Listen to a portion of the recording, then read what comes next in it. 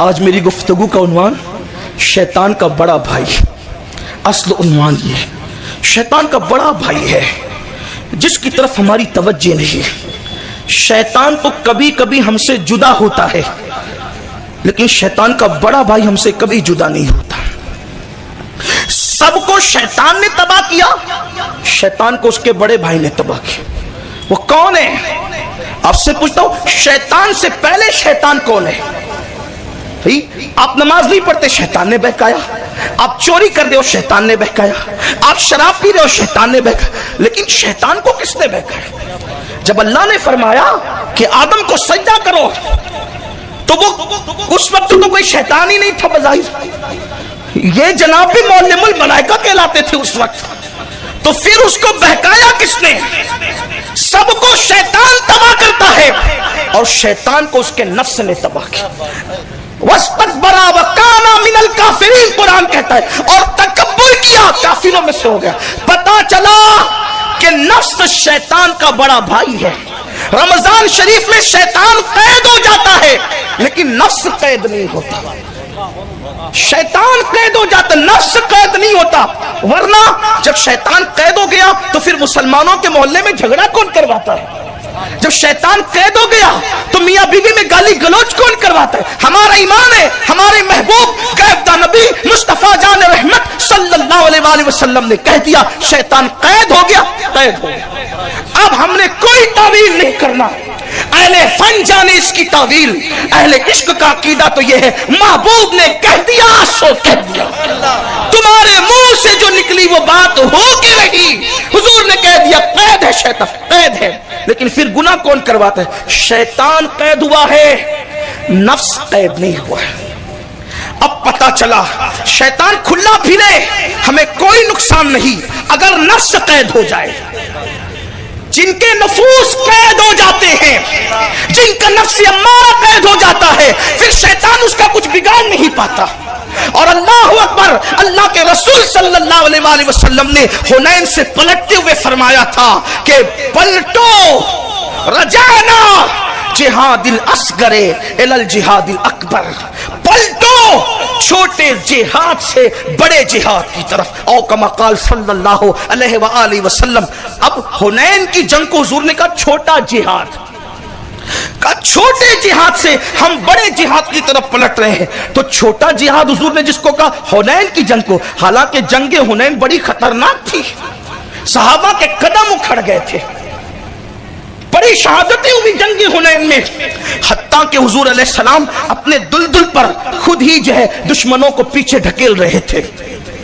صحابہ نے کہا یا رسول اللہ حنین کی جنگ چھوٹا جہاد, بڑا جہاد. جب چھوٹے کا یہ حال ہے کہ گردنیں اڑی, شہداء کو ہم نے دیکھا تڑپتے ہوئے, اب بڑا جہاد کیا ہے؟ تو میرے نبی نے فرمایا جو دشمن سے لڑ رہے تھے وہ چھوٹا جہاد تھا, اب اپنے نفس سے لڑنا یہ بڑا جہاد.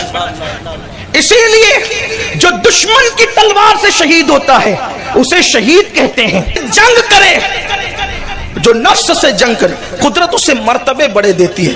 اب پتا چلا کہ یہ نفس ہے, نفس خواہشات, انسانی خواہشات. بس اسی پہ گفتگو مکمل ہوگی. حالانکہ ہے یہ گفتگو خانقاہی, مگر مجھے حکم ہوا ہے تو میں اس پہ کچھ گفتگو کروں گا اللہ کی توفیق سے, اور آپ توجہ کریں گے. یاد رکھنا خواہشات.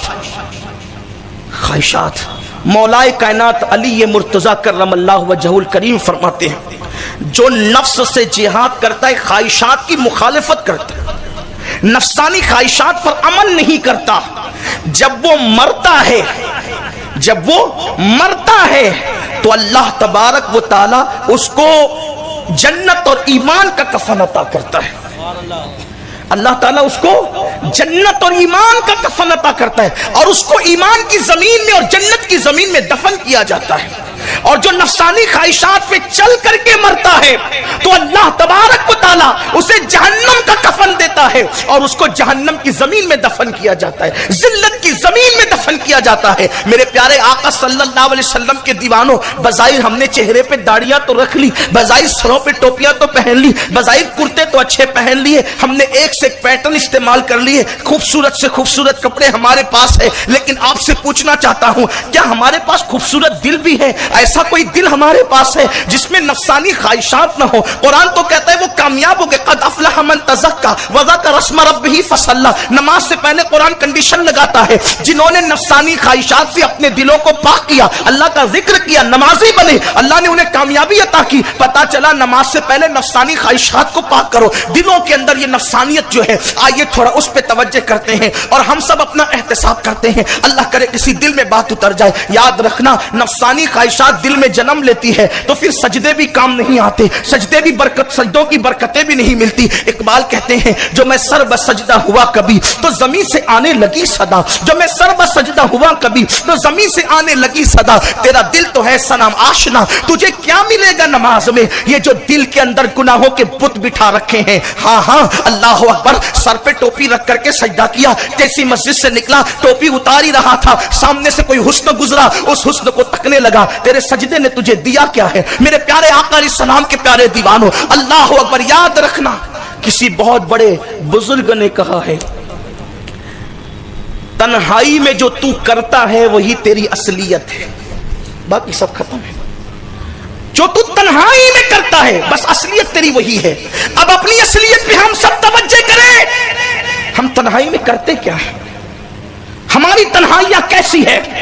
गजलों में डूबी हुई, गानों में डूबी हुई, फिल्मों में डूबी हुई, औरतों के हुस्न में डूबी हुई, गाली गलौज में डूबी हुई, ज़िना के मनाजिर में डूबी हुई। आप देखें, हर बार करोना, बार बार करोना। वो जवान जो कभी सलाहुद्दीन की हैसियत से पहचाना गया, वो जवान जो कभी तारिक बिन ज़ियाद की हैसियत से पहचाना गया, वो जवान जिनकी रातें अल्लाह की बारगाह में आहो बोका करते हुए गुजरा करती थी।